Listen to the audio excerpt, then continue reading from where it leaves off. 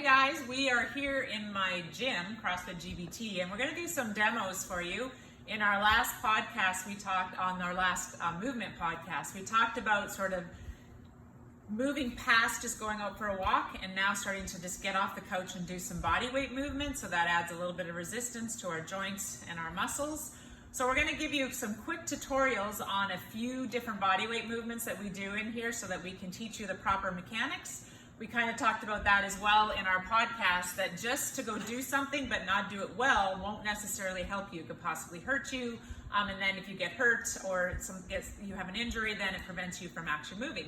So we're going to give you a quick tutorial on a few body weight movements, and then you can do those on your own. So the first one is probably the first thing we teach in our gym is squatting. So we talked about that in our podcasts, on the last two podcasts of movement, that if you can't squat, you can't get up. So you can't get off the toilet, you can't get out of a chair. It is one of those things that brings people to a nursing home quicker than they want to when they can't get up. Then they need assistance and help. So we're going to try to help you get up and off the couch and get you into a good squat. So Abby here is going to show you and demo a good squat for you as to what we would teach somebody in here to make them have a good mechanically sound squat that's not going to hurt their knees. Remember, squatting does not hurt your knees. It's because you don't squat that your knees hurt. So in here, we focus on keeping our hands up, which helps keep our chest up so we don't tip over. So Abby's going to bring her hands up, and then her feet are shoulder width apart, about like this, so that they're not too close and they're not really wide. So her feet are shoulder width, and then she's going to show you, she's going to send her hips back and then down. And then you can see her hip crease is a little bit lower than her knees, and she's going to stand up all the way up to the top. Great, put your hands down.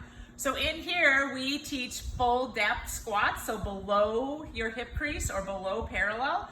At home, if you haven't squatted in a long time or ever, we probably are going to make sure we're going to work our way down to the bottom of that squat. So Abby's going to just show you 5 good squats, and then we're going to break it down a little bit. So she's going to have hands up, chest up, hips are going to go back and down and up and down. She's young and can go nice and low. We all can't do that, but that is sort of kind of where we're looking to go.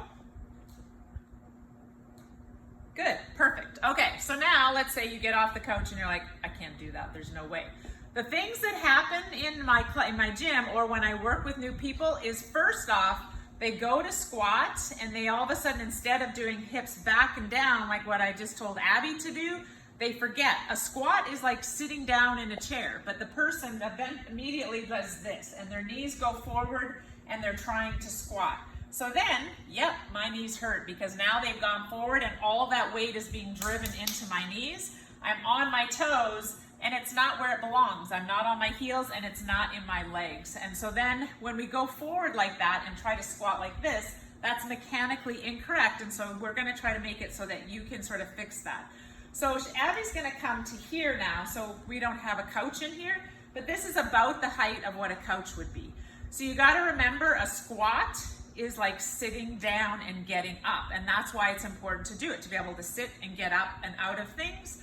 So then if you're having trouble figuring out how to sit on your heels and get down in your heels on that squat, we're going to use a couch to do that. So Abby, come over on this side so they can see you. So we're going to pretend this is her couch. She's going to sit down and she's going to do 5 of those. She's just going to sit down and then she's going to stand up. As she's doing this, she's going to keep doing this, and I'm going to talk. I want your weight in your heels, not on your toes. So as she comes up, she's going to drive her heels in and stand up. And she's sitting back, so you can see her hips are going back, and then she's standing up, and back, and then she's standing up. You can stop for a sec. Her knees aren't going forward. So then that's a good way for you if you're trying to figure out how to do a squat. How do I figure that out? It's a good way to just start doing that squat. As she's like, okay, I can do that now, I don't need help, and I feel like my knees aren't hurting, you can do that for as long as you need to do that, but then you can move away from the couch, and now we're going to have that same reference point. We're going to pretend that couch is there, and we're going to sit back to that couch. We maybe can't quite go below parallel yet, we're not strong enough to do that, so then she's just going to show you, she's going to squat to the couch, but the couch isn't going to be there. She's not going to go quite that low. So she's going to go there. So then she's up and down. She's doing a squat to the couch, And then as she gets stronger, she gets to go lower and lower and lower. Perfect. Okay, so a couple things with those squats, just so you remember. Keep your weight on your heels. Your hips have to go back and down. Your chest has to stay up, and your feet have to be about hip distance. So we don't want really wide, because then we can't get in and our knees come in. And we don't want really close, because then we have nowhere to go. We have to let our hips go somewhere, so my feet have to be shoulder width. My hands have to be up. My weight has to be in my heels, and my hips need to go back and down. All right, good luck.